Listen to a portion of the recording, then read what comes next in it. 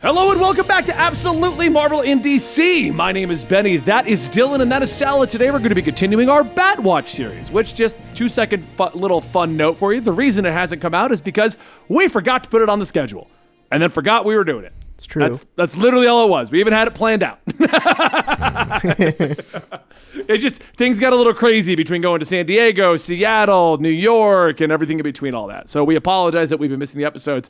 But one of our viewers has reminded us and gave us some episodes to watch of The Brave and the Bold. So the derpiest of derp, thank you so much for reminding us to get back on track with this.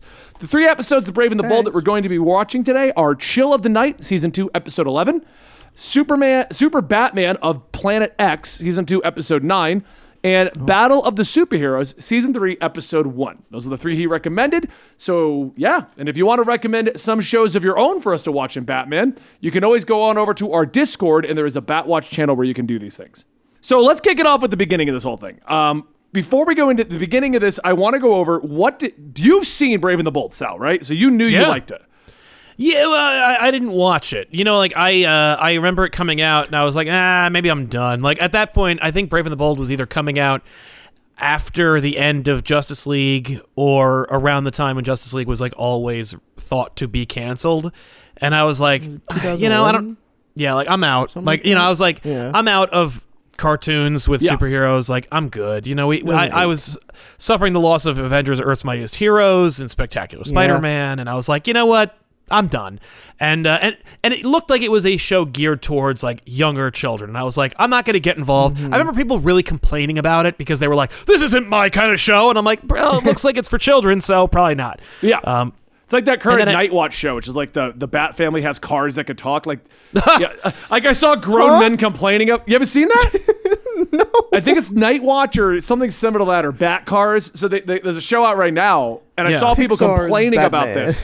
They were completely complaining, like, how dare they make the show? This is a travesty. And the concept is, it's Batman, Batgirl, and Robin, who's just Duke in a Robin outfit. And and they have cars, and the cars can talk, and they fight like Joker's ice cream truck and things like that. So they're not cars. No, but their cars are alive. Yeah, so they like park the cars, and the cars go on adventures. Like, what the hell? You know, that's for children. Exactly. Like complaining that the kids show isn't for me is kind of like, hey, calm down, man. But I agree. That's what I thought. Brave and the Bold came out was right after everything else I had been watching. And this is right when I was transferring jobs in the military. And I'm like, that's a kid's show. It's quite obviously a kid's show. I'm not watching a kid's show. Yeah.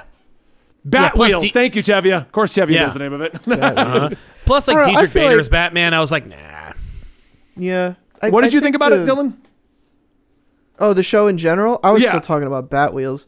I don't like the show, but you didn't? There's three seasons of it. I only watched 3 episodes, the ones that I was told to watch. So I feel like by the end of the 3rd episode, which is the start of season 3, I kind of got it and realized that it's not for me. Not because it's a kids show, because I think that stuff made for kids can be good and like elevated to a degree. Like Avatar: The Last Airbender is made for children, but like it's a fantastic cartoon regardless of your age. This just like hits like a weird discussion. Sure.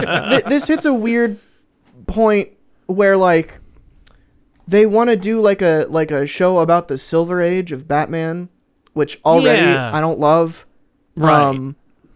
And that is also like coming hot off the heels of Batman the Animated Series, which is just completely different. Like that's another great example of like, it's for kids, but it's more mature and like it doesn't treat their audience like children. I don't know. This show is just like between like I don't like the animation style, I don't like the art style.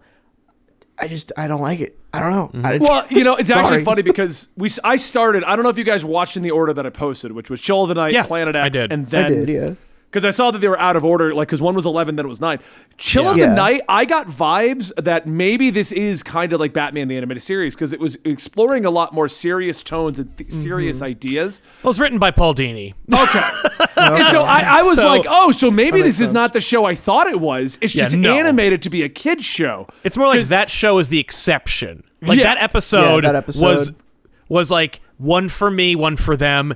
We're gonna make these like silly shows where like Plastic Man and Batman team up, and then here's one where it literally explore. It isn't just let's explore the pathos of Batman confronting his father's killer. For those who are wondering, we're talking about Chill of the Night, which is the season 2, episode 11 episode. Yeah, we're starting off there. It is a straight up adaptation of the like silver, maybe golden age origin of Batman, where like I've read this comic. Like when I was a kid, I had this book that had collected all the golden and silver age stories of Batman, and I read the one where like Thomas Wayne went to a costume party dressed as Batman, like his own Batman, and like incorporating that, and like the idea Dini literally used lines from the comic book about when Batman confronts Joe Chill, and it's like this is an interpretation / adaptation of the Joe Chill story. And it's like, who is that? That is for a nerd who who loved that comic book, loves Batman, and has access to the show.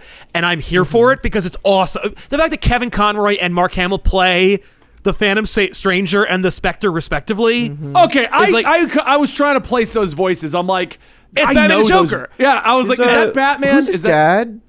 His dad is Adam West. Adam West. Right, yeah, Adam West. 60s so Batman. there's a lot of that in this episode. That was the weird thing about this episode to me is like I think this one, because Sal, you're saying that it's kind of like an exception in this whole show, which makes sense based on the other two that we see. But like even this, I think the reason I didn't like this one specifically is just because I don't like the subject matter of it. Like Joe Chill as a whole thing, I don't like. That's not for me.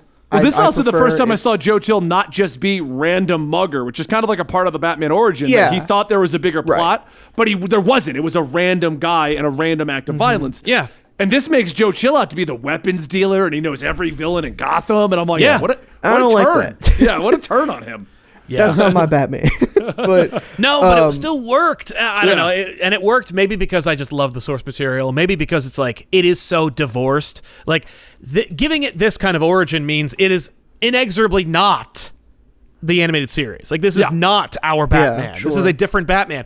This is a Batman who would be like more fun and well adjusted and could team up with people and like can crack jokes and stuff. I think also the one other issue that I had, you mentioned the presence in the Spectre earlier, that I feel like they were just, and this is probably also in the comic that they were adapting, which I've seen panels from. I haven't read it. I don't think they're in it. I don't know if Spectre and Phantom Stranger are in that story. Yeah, I don't think they are. I think they just wanted to use them. And I'm like, you put the Phantom Stranger in a Batman cartoon. Way to go. Yeah, the Phantom Stranger and Spectre have done this thing before. Yeah. I just not related to Joe Chill. Yeah. But that's the part that was weird to me, is because I feel like it's like a, the writing it's the story of Joe. Yeah, and it's like that. I feel like that should be more implicit, especially with Batman, where it's like we already are concerned. If Batman knows who killed his parents, like we as viewers who know Batman are already worried of what he's gonna do with that information. We don't need two gods literally placing bets on it. Yeah. Right. So, I mean, overall, I did enjoy this particular episode, but I do feel with the order that was given to us, it kind of did go a little downhill. Because when I saw this episode, I was like, I have completely misunderstood Brave and the Bold all of these years. I need to watch all of these. The next one, which was the Planet X reimagining of Zabin-Ur. Yeah. It's good. I liked it. But if that was if out of context, if I had only seen this one, I would not have said, "Oh, I should probably watch the rest of this." This is the kind of Batman show that if it's on, I would have watched, but I wouldn't go out of my way to watch this particular type of episode. Where I realize at this point that they're opening all the episodes with like a little vignette, a little fun moment kind of a thing. Right. It's like a hook to get you, but not Well, that's what the show. That's the tone. It sets the tone, and it's like this is a cute little thing. Here we go. But yeah, like Zatanna had nothing to do with this episode, but she and he team up for a minute. That's it. Yep. But yeah, so moving on to the Planet X episode, though, he goes and meets another version of Batman. And this might have been me trying to overthink a kid's show, but they clarify that it's a different dimension, but apparently all the same planets are there. So like that Luthor could easily get to Earth and he understands all of Earth stuff. And like I was trying to understand how this is supposed to function. And I'm like, I just thought it was a different planet. I thought it was a their different dimension universe. at first. Then it seemed like it was more of a different planet. It's a different planet. Yeah. Yeah, because their Luther's like, oh, Earth. He like ran Thanagar. Earth. yeah, that's right. Because the planet of Zerina was like, that's the name, I think, of the comic, which introduces him. Like, people know Zerina because they're like, oh, that's the failsafe that Batman creates. It's in his brain, and it's Grant Morrison. No, it's a planet. Yeah. Where he dressed like that. Like, this is more accurate. So this was that famous image of him going crazy, Batman going crazy in Grant Morrison's run. That is this costume. That's the costume, and that's what this is referencing.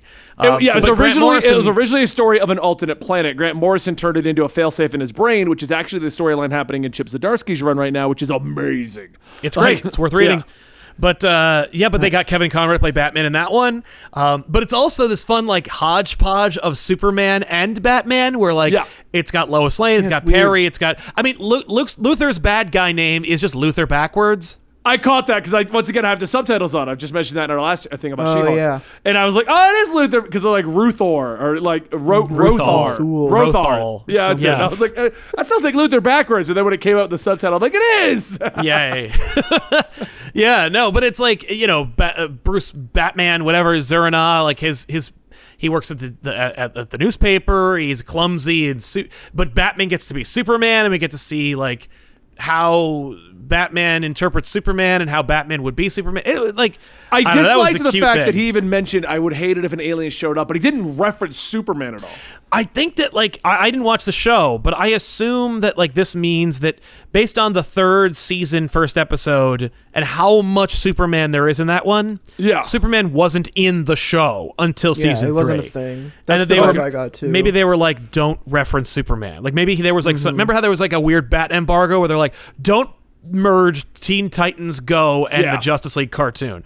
They were like, don't reference Superman. Like, I wonder if there was like you can't reference Superman in this show. You can use like Blue Beetle, but Jaime Reyes and Plastic Man and the Phantom Stranger, but you can't use Superman.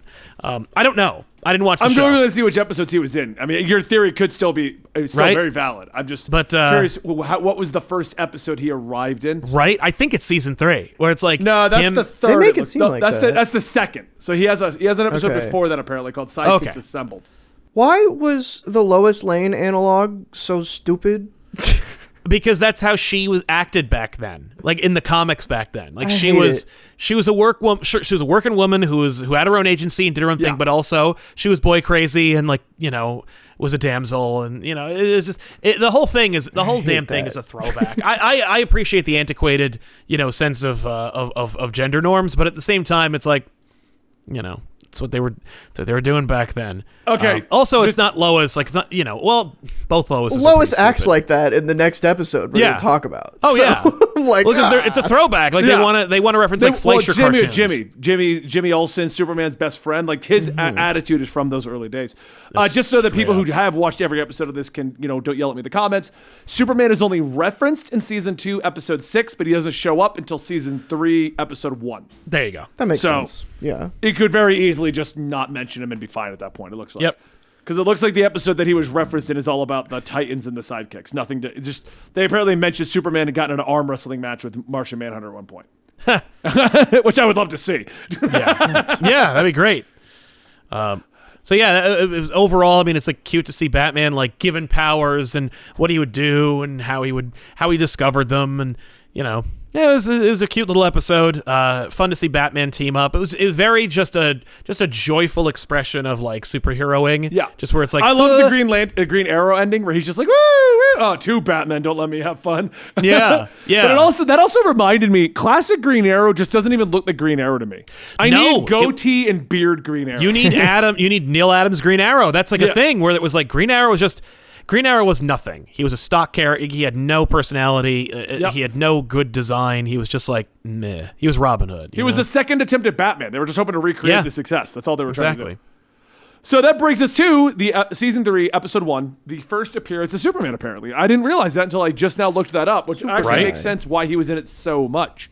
Yeah. So this was an interesting episode because if you looked at the thumbnail teaser on HBO Max, which is where I watched it, it showed the scene of them fighting like this was going to be Dark Knight Rises.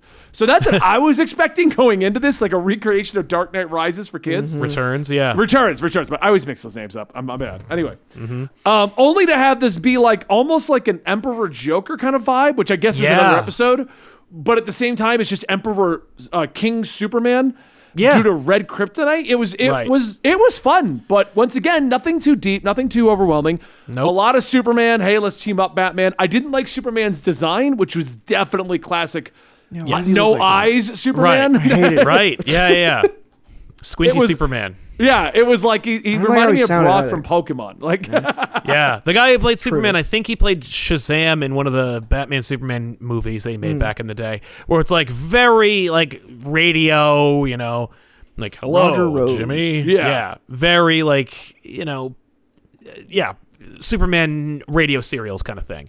I liked it because it was like it is a straight up adaptation of like a classic World's Finest team up, and then goes, let's throw in some Dark Knight Returns in there for fun. Like let's just like, for fun. literally Hey, when he's punching him, we're just gonna do the panels from Dark Knight Returns. Right. But still, like, divorced of context and made into a cute, fun fight. And I'm like, all right, that's exactly what it was. It was like we can't go dark and evil. We can't do that. No, I mean, the fact is Batman wears a Superman mask. Like, he takes off his mask and he's got Batman ears underneath it. Like, they did that throughout the show, and I'm like, yep, it's a silly, stupid show, but it's a moving cartoon adaptation of classic comic books. And the thing that I like about it, here's why I think this show deserves to like exist and why it should be pushed a lot, is because it is a great gateway to those old comic books. Yeah. And for children. And I think like it's a great way to get kids to be like into comics without also having to like explain context in a big bad way. Like you can't just You can't. Since like 2006, since 1998, you can't just hand an 8-year-old a DC comic and go, enjoy! Because in 1988, I think, Robin's head was bashed in with a crowbar by the Joker. You know what I mean? Like, Here's Sue Heroes Dibney, in Crisis. Heroes in Crisis, Infinite Identity Crisis, like any of them. any of them, it's like, oh my God, but like these older books can give you the context of the characters. You know who they are. You see this episode, you're like, oh, okay, who are the players of Superman? Superman, Lois, Jimmy, Perry, Lex Luthor, Metropolis. Got it. And you're off to the races when it comes to like that universe, that world, and as you grow and you're like, okay, this is silly. When you start thinking like, oh, this is silly. Well, then keep reading. Read the what is it? The John Byrne Man of Steel. Read or just read Peter J. Tomasi's Superman. Like, here you go. Mm-hmm. Great gateway drug into comic books for kids, I hope. That's one of the things why I'm like, this show is good. Like, this show deserves to exist because it's a great gateway drug into that world. I overall did enjoy this show. Like I wouldn't say no to watching it. I'm just not going to go out of my way to watch it. No. That's the way I look at this one. I do feel it's kind of like my opinion on Avatar. It's great for the time it's from. And there's a lot of nostalgia to it if you watched it as it aired. But as an adult trying to go back to it without any of that nostalgia or that context, I think I enjoy watching it. I'm just not going to go out of my way to watch it. And that's kind of where I feel with this show in particular. It feels just geared a little bit lower an age bracket that I would normally just be able to sit down and enjoy. Exactly. It's the problem I have watching Pokemon Journeys. I was trying to watch that because we're all getting prepped for the new Pokemon stuff. And I'm like, it's a little too young for me. So what is your final thoughts of the show, Dylan? You already kind of said you didn't like it, so. Yeah, I mean, I think there's a lot here that is just not for me that makes it like I'm probably gonna mention this every episode of, I guess this is season 2 of Batwatch because we're all talking about animation stuff. I have a huge bias against it, so there needs to be substance there outside of the animation to grip me and to make me like it more than if it were the exact same show but in live action. That being said, I don't think there was enough here for me personally, especially like I think a lot of it is just like relatability, like comparing this directly to Batman the Animated Series, which is what we did last time. Batman is just this like goofy guy in in that era, and that's fine. And if that's for you, that's for you. But like, you know, I prefer a more like down to earth take on my superheroes. Just like I find myself doing it all the time when I pick out comics. Like I just dropped Marauders, the new Marauders book. Yeah, everyone did. It's a bad book. Okay, cool. Because I read the first couple issues. I love the first run of that. And Yeah, then the it's second great. comes around, and I'm like, I don't care about the Shi'ar and Cassandra Nova. I don't care. Like, it's just lofty, like, thing. It lost its relatability to me, which is very important. For me, personally. I think there are some like technical things that I don't think the show excels at. Like animation is not great, and the art style that's more subjective. But, you know, but above all that, like putting that aside, it still isn't for me just because of the vibe that the show is going for. So that's why I don't like it. All right. I think that's our opinion on it. Now, if you want to join the Batwatch discussion and make sure we stay on point with filming this every Friday and then uploading it over the weekends, come on over to our Discord. The link will be down below. Join the community. We're trying to get more discussions going there now that everyone's back. And there's a Batwatch tab where you can give recommendations. The season 2 of Batwatch is focused mostly on the animation. So let us know your favorite episodes of all the different Batman shows and Justice League shows. And we'll grab those and watch them in 3-episode binges. And if we don't hear from you guys, Sal and I will find some. So it's not a big deal. But anyway, guys, thank you so much for your continued support. Really do appreciate it. Consider going to our YouTube memberships if you want to see this channel and show continue without an issue. And I will see you next time right here at the Not Comicstorian, Absolutely Marvel and DC channel. Bye.